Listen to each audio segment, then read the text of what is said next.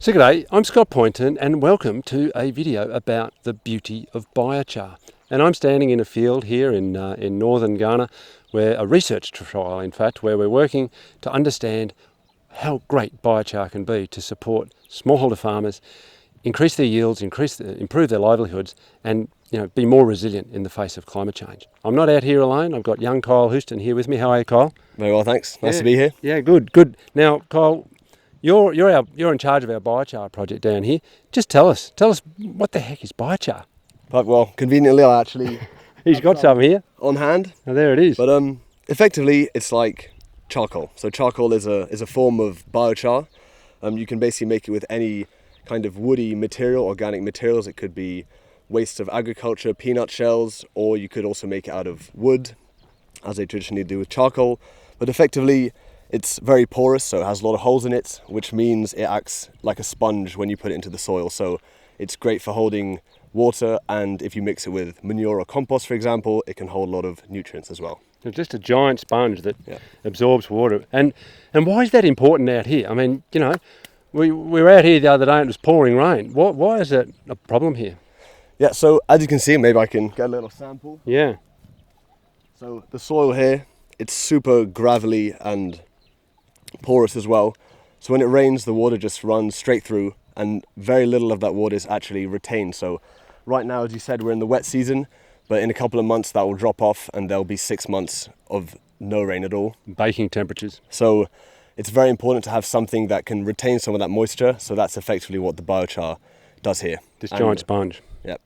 And so, we just about the soils here where we are, I mean, they grow a lot of food up here, but the soils are traditionally very low in nitrogen, very low in phosphorus, and these are pretty important for plant growth. And so to combat that over decades, since really, I guess the start after World War II, when we discovered chemical fertilisers that could be made out of fossil fuels, that vast amounts of this chemical fertiliser have gone into the soils here, and it did have an increase in the yields, but the trouble is after a period of time it sort of just kills everything that's in the soils, and there's no life in the soils. And we often forget about this one, but another benefit of biochar is because it's this giant sponge with lots of water in it, all the little microbes and things and bacteria can find their way into those pores and live there. So biochar helps bring life back to the soil as well, right?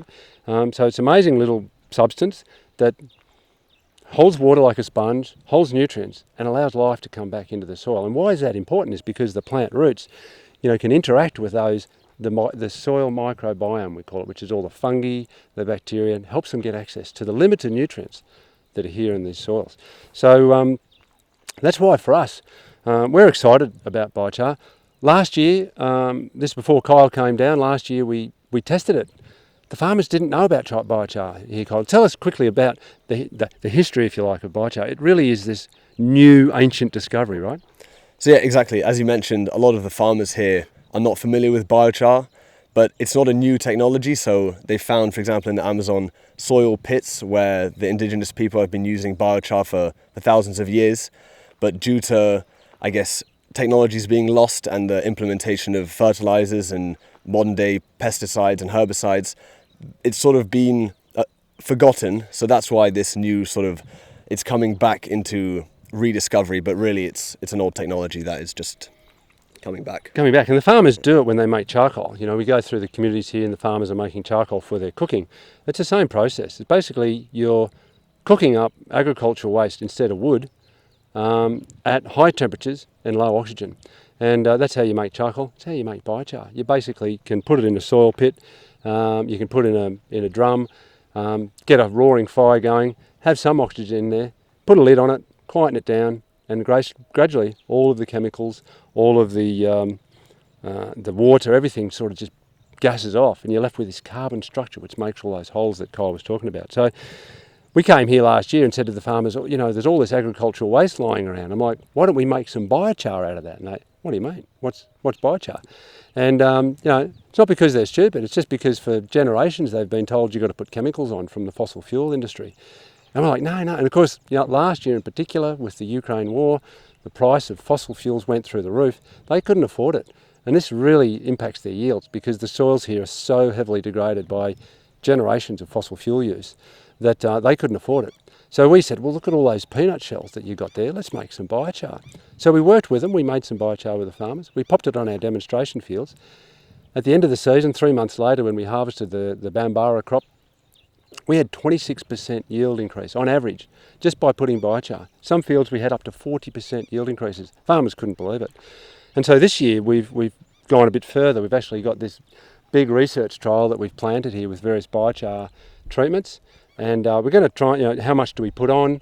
Can we mix it with, as you said, Kyle, manure, compost, biostimulants? What impact does that have? So our idea is to learn here the best way to use biochar, and then we can take that knowledge out and share it with our partner farmers so they can increase their yields, maybe even by more than 40%, right? So it's pretty exciting. These are some of the poorest farmers anywhere in the world. They are suffering the impact of climate change, and if we can help make their crops more resilient and their lives more resilient in the face of climate change, then that's a good thing. And the secret could be in the handful of this amazing little black substance that the farmers can make themselves, called biochar. Thank you.